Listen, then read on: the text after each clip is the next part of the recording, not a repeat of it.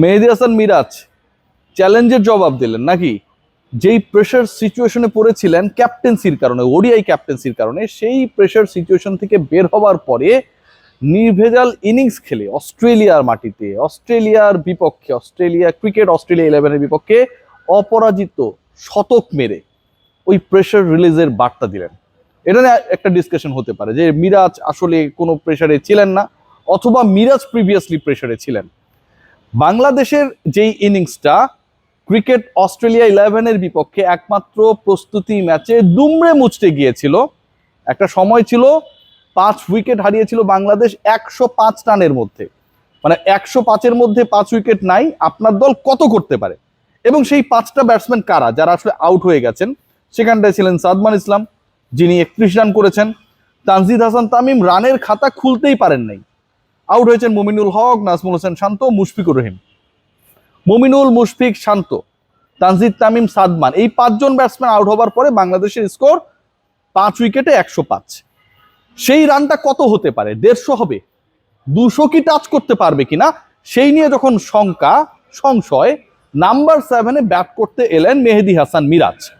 মিরাজের আলোচনা, মিরাজ সংক্রান্ত যে কোনো ইস্যু আসলেই সবচেয়ে বেশি যে ডিসকাশনসগুলো আসে সেটা হচ্ছে মিরাজ যতটা গর্জে ততটা বর্ষে না। রিয়াক্ট, মিরাজ কেন্দ্রিক যে কোনো বক্তব্য, যে কোনো ফটোকার্ড, সবকিছুর জন্য যেন কমন ফ্যাক্টরে পরিণত হয়েছিল। সেই মেহেদী হাসান মিরাজ নাম্বার 7-এ যখন নামলেন ব্যাট করতে, বাংলাদেশের স্কোর যখন 5 উইকেটে 105, সেখান থেকে স্কোরটা 200 পেরিয়েছে, 150 পেরিয়েছে, 250 পেরিয়েছে, এবং শেষ পর্যন্ত যেখানটায় গিয়ে শেষ হয়েছে মিরাজকে কেউ শেষ করতে পারেনি। 263-তে বাংলাদেশ অল আউট হয়েছে ক্রিকেট অস্ট্রেলিয়া 11-এর বিপক্ষে, এবং এই ম্যাচে মেহেদী হাসান মিরাজ অপরাজিত সেঞ্চুরি করেছেন।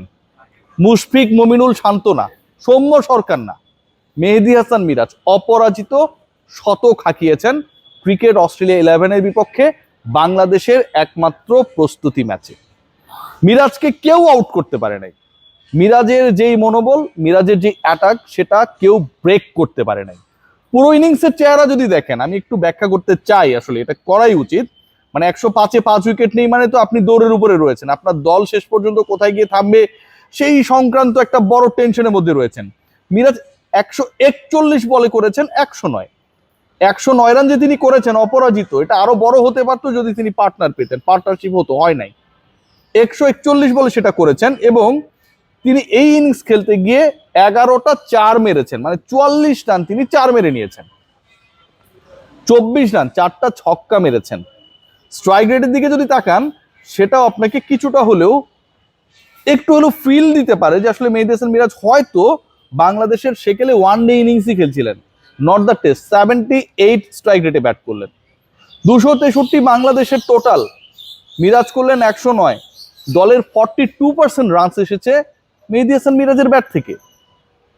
যেই মিরাজ চলে না, যেই মিরাজ হচ্ছে না, যেই মিরাজ তার ফর্ম হারিয়েছে, যেই মিরাজ যে কোনো ফরম্যাটেই আসলে খুব বেশি গুরুত্বপূর্ণ না, সেই মেহেদী হাসান মিরাজ অস্ট্রেলিয়ার বোলারদের বিপক্ষে 109 অপরাজিত থেকে 4টা ছক্কা মেরে, 11টা 4 মেরে, 78 স্ট্রাইক রেটে ব্যাট করে দলের 42% রান করে একটা বার্তা দিলেন, দুটা বার্তা দিলেন। দুঃখিত, এক নম্বর হচ্ছে যে তিনি এখনো capable to deliver his best, তার দিনে অন্যরা সবাই ছায়া। দ্বিতীয় যেটা, অস্ট্রেলিয়ার এই যে এই সিরিজ কিন্তু অনেক ডিসকাশন রয়েছে, অনেকদিন পর বাংলাদেশ খেলছে। বাংলাদেশের এই সিরিজের ডিসকাশন হচ্ছে সেকেন্ড ডিসকাশন অনেকদিন পরে যে নাহিদ রানা নেই, আপনার সবচেয়ে বড় ক্রিকেটার যাকে মনে করা হচ্ছে ওই কন্ডিশনে, তিনি নেই। এই যে স্পটলাইটটা নিজের দিকে নিয়ে নিলেন, যেখানটায় তিনি অনেকটা খলনায়ক ছিলেন, ভিলেন ছিলেন, আন্ডার পারফর্মার ক্যাপ্টেন ছিলেন, সেখান থেকে, এবং সেটা অস্ট্রেলিয়ায় গিয়ে দলের ভারসাম্য যাই হোক না কেন, প্রতিপক্ষ যত শক্তিশালী বা দুর্বল হোক না কেন, অস্ট্রেলীয় কন্ডিশনে আপনার মুশফিক, মুমিনুল, শান্তরা ফেইল করেছে, আপনি 100 হাঁকিয়েছেন, আপনি অপরাজিত থেকেছেন, আপনি বাউন্ডারি, ওভার বাউন্ডারি 15টা মেরেছেন, আপনি 78 স্ট্রাইক রেটে ব্যাট করেছেন। এটাকে ভাই প্রেজ করতে হবে। এন্ড দ্যাট মেহেদী হাসান মিরাজ আমার কাছে মনে হয় পুরো ইনিংসে the way he batted, the way he lead Bangladesh batting line up, salute পাওয়ার যোগ্য। বাংলাদেশের এই ম্যাচে আরেকটা ছোট্ট তথ্য আমার কাছে মনে হয়, সেটা হচ্ছে অন্য যে ব্যাটাররা যারা ফেইল করেছে, অথবা যাদের কাছ থেকে মিরাজের থেকে ব্যাটিং অর্ডারে বেশি এক্সপেকটেশন ছিল, তাদের কাছে একটা বার্তা পৌঁছে গেছে যে মিরাজ যদি পারে, টেকনিক্যালি তার থেকে অনেক ব্যাটার রয়েছে, তারাও পারবেন। This is the dress rehearsal before the test series. Test সিরিজের আগে আপনি যে প্রস্তুতি ম্যাচে নেমেছেন সেখানটায় মিরাজ করে দেখিয়েছে এবং এক্সাম্পল সেট করেছে যে অন্য ব্যাটাররাও করতে পারে, সেই সুযোগটা রয়েছে। বাংলাদেশের যদি আপনি টেস্ট স্ট্যাটিস্টিক্স দেখেন তাহলে কিছুটা হলেও মনটা ভালো হয়ে যায়।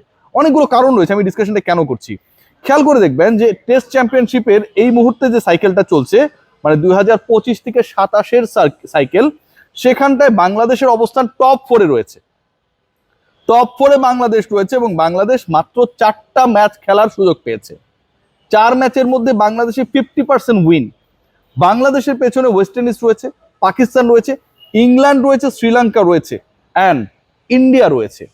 অস্ট্রেলিয়ায় গিয়ে আপনি 2 টেস্টের একটাই যদি চমকে দিতে পারেন, বাংলাদেশ পেরেছিল সাকিব তামিমদের ছাড়া নিউজিল্যান্ডকে চমকে দিতে পেরেছিল, সেই বাংলাদেশ অস্ট্রেলিয়ায় গিয়ে যদি একটা টেস্টে চমকে দিতে পারে তাহলে বাংলাদেশের ক্রিকেট ইতিহাসের, টেস্ট ক্রিকেট ইতিহাসের সবচেয়ে বড় অ্যাচিভমেন্টটা হয়ে যেতে পারে কয়েকদিনের মধ্যে।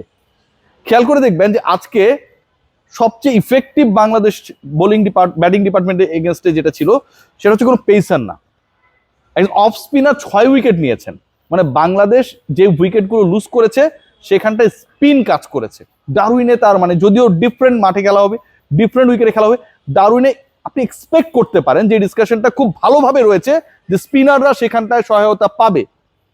সো যেই মিরাজকে আমরা এখন দেখলাম ব্যাট হাতে সফল হতে, মিরাজের কিন্তু আরো একটা রেসপন্সিবিলিটির জায়গা রয়েছে, অ্যান্ড সেটা তার প্রিমিয়াম রেসপন্সিবিলিটি। বল হাতে ডারউইনের উইকেটে তিনি কতটা ডমিনেট করতে পারেন, এবং এটা যদি হয়, বাংলাদেশ স্পিন যদি কাজ করে, তাহলে কিন্তু বাংলাদেশের ব্যাটিং ডিপার্টমেন্টের জন্য it will be a very good news. কেন? কারণ এন্ড অফ দ্য ডে আমরা যতটা পেস বোলিং এ স্বাচ্ছন্দ্য বোধ করি, তার থেকে স্পিনে বাংলাদেশের স্ট্রেংথ, বাংলাদেশের ক্যাপাসিটি, বাংলাদেশের ব্যাটারদের স্বাচ্ছন্দ্য অনেক বেশি। সো ওই জায়গা থেকে স্পিনিং ট্র্যাক যদি হয় অথবা স্পিন যদি ওখানকার ক্লাইমেটিক কারণে কাজে লাগে, বাংলাদেশ ব্যাটিং ডিপার্টমেন্টও সেখান থেকে একটা ভালো ভাইবস পাবে। মেহেদী হাসান মিরাজ কিন্তু সেই স্পিনকে মোকাবেলা করেই 109 অপরাজিত থেকে সেই এক্সাম্পলটা সেট করেছেন। লং স্টোরি যদি শর্ট করি, আজকের ম্যাচে তাসকিন আহমেদকে প্রশংসা করতে হবে, তাদের যে 2 উইকেট গেছে, হাসান মাহমুদকে প্রশংসা করতে হবে, এবং এই দুইজন একটা বার্তা খুব স্পষ্টভাবে দিয়েছে। বাংলাদেশ বোলিং ডিপার্টমেন্টে নাহিদ রানাকে ম্যানেজমেন্ট, প্রতিপক্ষ, ক্যাপ্টেন সবাই মিস করবে, নো ডাউট, বাট তাসকিন আহমেদকে আপনার ভুলে গেলে চলবে না। You have to remember his name. Hasan Mahmud গত 2 মাসে বাংলাদেশে খেলেন নাই, কিন্তু কাউন্টিতে ব্যস্ত ছিলেন। ওখানকার এক্সপেরিয়েন্স এবং অলমোস্ট সেম টাইপের উইকেট, উইন্ডি কন্ডিশনের উইকেট, ডেফিনেটলি তাকে একটা বেনিফিশিয়ারি অবস্থায় রাখবে। অস্ট্রেলিয়া নিউজিল্যান্ডের কন্ডিশনে এবাদতের যে এক্সপেরিয়েন্স, মাউন্ট মঙ্গানুই টেস্টে বাংলাদেশকে জেতানোর ক্ষেত্রে যে অসাধারণ রোল প্লে করেছিলেন, সেটা কাজে লাগবে। সো এই দলটাকে হালকাভাবে নেওয়ার কোনো সুযোগ নেই। মেহেদী হাসান মিরাজ যা করে দেখিয়েছেন সেটা শুরুর বিপর্যয় যতটা কাটিয়েছে, তার থেকে সবচেয়ে বড় বার্তা দিয়েছে বাকি ব্যাটারদের যে বাংলাদেশের ব্যাটিং ডিপার্টমেন্টে যদি কনফিডেন্সটা থাকে, অস্ট্রেলিয়ার বল, তাদের অ্যাটাককে সামলানো দুষ্কর না।